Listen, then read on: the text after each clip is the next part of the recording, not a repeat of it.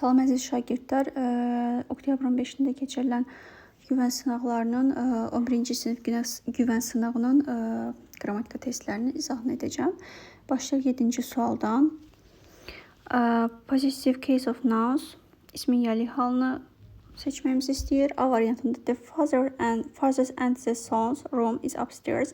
Ayrı yəlik varsa mütləq isim cəmdə olmalıdır. Yanlışdır. B-də the Taylor's apartment is on the top floor.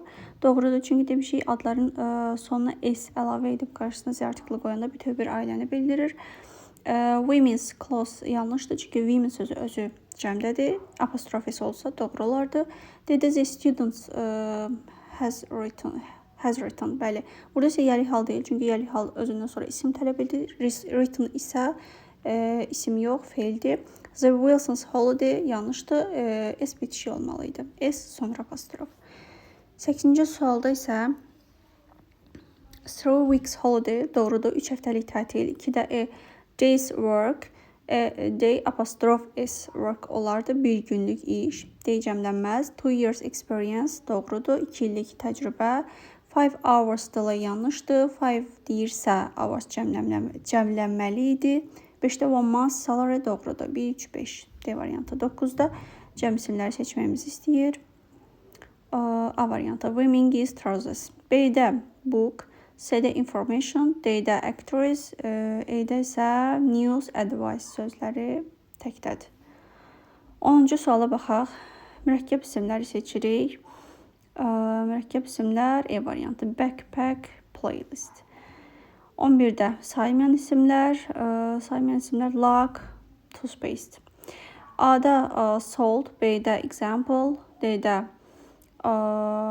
gold fridge, E-də isə date sözü sayılır. 12-də düzəltmə isimlər olacaq. D variantı container beginning. 13-də isimlərin cərgəsini seçirik. A-da comfortable sifətdir. B-də lose itirmək feildir. C-də healthy sifətdir. D gift memory doğrudur. E-də isə crazy sözü sifətdir. 14-də tək isimlər seçirik. Tək isim olacaq news and mass. Cattle goods cəmdə olan toplu isimlərdir. 15-ci suala baxaq. An advice olmaz çünki advice sayılmır. A piece of advices sözü cəmlənməz. A piece of advice olardı C variantında. E artiklı çatmır. D-də isə yenə də advice sözü cəmlənməz. Ümumiyyətlə say verilməz qarşısında çünki sayılmır. E-də isə two pieces of advice doğrudur. 16-da blue dress she wore yesterday was beautiful. Baxırıq bu cümləyə. Təyin budaq cümləsində biz E yox, Z artiklı qoymalıyıq. Buna görə Z blue dress olacaq. She wants to buy a green one today. O bugün yaşıl olanı almaq istəyir. Z, E. C variantı. 17-də most birds can fly. Burada baxırıq, mostdan sonra isim gəlirsə birbaşa olacaq bu artiklsız. Çünki bu sifətin üstünlük dərəcəsi deyil.